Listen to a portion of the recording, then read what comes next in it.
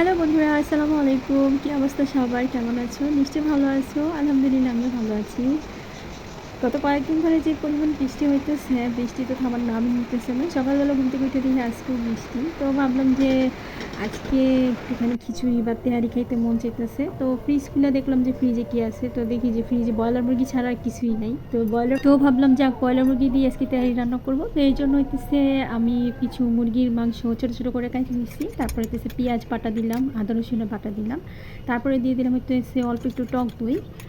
আর দিছি হইতেছে বাদাম বাটা। এখানে পেস্তা বাদাম আর কাজু বাদাম দুইটা আমি আলাদা পেস্ট করে নিছি।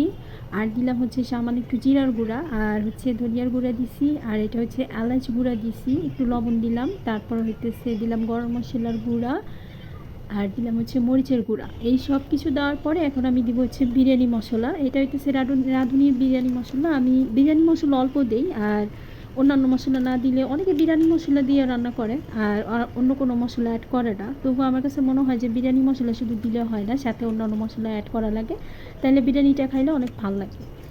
তো আমার কাছে লবণটা কম মনে হয়েছিল, এই কারণে আরেকটু লবণ দিয়ে দিলাম। তো এখন এটা ভালো করে আমি মিক্স করবো, মিক্স করে একটুখানি ম্যারিনেট করে রাখবো যাতে ভিতরে মশলাগুলো ভালো মতো ঢুকে। যদিও ব্রয়লার মুরগিতে মশলা ঢুকতে বেশি টাইম নেয় না, অল্প একটু সময় ম্যারিনেট করে রাখলেই হয়ে যায়। তো আমি এখানে একটা প্যানের মধ্যে একটু তেল নিয়ে নিলাম। আমি হচ্ছে একবারই তেল দিচ্ছি, বারবার তেল দিই নাই। আমি এই তেল দিয়ে হচ্ছে বিরিয়ানিটা রান্না করব আর মাংস রান্না করব, দুইটা একসাথে রান্না করব। তো তেল গরম হওয়ার পরে আমি মাংসটা দিয়ে দিলাম। মাংস দিয়ে ভালো মতো আমি কিছুক্ষণ নাড়াচাড়া করে তারপর দিয়ে দিলাম একটু গোটা গরম মশলা, তেজপাতা, দারচিনি আর এলাচ। তো এখন একটু ঢাকনা দিয়ে ঢাকা রাখবো কষানোর জন্য। যেহেতু ব্রয়লার মুরগি সো হইতে বেশি টাইম লাগবে না, আর ব্রয়লার মুরগি দিয়ে রান্না করলে কিন্তু সহজই হয়, বেশি সময় লাগে না। তো আমি এই কারণে ভাবলাম যে থাক ব্রয়লার মুরগি দিয়ে রান্না করি। এখন গরিব মানুষ ভাই, গরুর মাংস কই পাবো? গরুর মাংস সবসময় ফ্রিজে থাকেও না, আর 800 টাকা কেজি হওয়াতে গরুর মাংস এখন কম খাওয়া পড়ে। আর খাওয়া পড়ে না বলতেই চলে, অনেক কম খাওয়া পড়ে। তো অন্য জায়গায় আমি হইতেছে অন্য একটা চুলা হইতেছে আমি একটু আলু ছোটো ছোটো করে কেটে তারপর হইতেছে লবণ দিয়ে সিদ্ধ করে রাখছিলাম, সেই আলুগুলো দিয়ে দিলাম, সাথে দিয়ে দিলাম হইতেছে কাঁচামরিচ।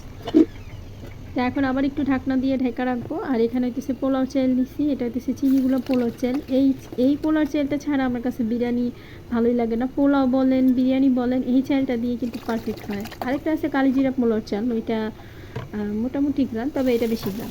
আর এখানে হচ্ছে আমার মাংসটা প্রায় হয়ে গেছে, ঝোলটাও ঘন হয়ে আসছে, আর একটুখানি পরেই নামায় ফেলতে পারবো। তো মাংসটা প্রায় ভাজা ভাজা হয়ে গেছে, তেল উঠে আসছে। তো আমি ওই পাত্রে আর কি ওই ফ্রাই প্যানের মধ্যে হইতেছে রান্না করতে পারতেছিলাম না, কারণ আমার চাল আর মাংস মিলে অনেক হয়ে গেছিলো। এটার কারণে আমি অন্য একটা পাতিলে আমি ঢেলে নিছি, আর সাথে দিছি হচ্ছে একটুখানি টমেটো সস। আর এখন চালটা দিয়ে গরম পানি দিয়ে এখন চুলায় হইতেছে বলক আনবো। অনেকে আবার না এই তেহারি রান্না করতে গেলে এমনি মানে আলাদা আলাদা করে রান্না করেন, আমি এভাবেই রান্না করি। তো এখন দিয়ে দিলাম হচ্ছে পরিমাণ মতো লবণ, আর দিলাম হচ্ছে আলু বোখারা, তারপর দিলাম হচ্ছে কয়েকটা কাঁচামরিচ, আলাম কাঁচামরিচ। তো এখন দিয়ে দিলাম হইতেছে একটুখানি কেওড়া জল। কেওড়া জলটা দিলে ভাই কী পরিমাণ যে একটা গ্রান আসে, একদম মনে হয় যে বিয়ে বাড়ির তেহারি এরকম গ্রান আসে।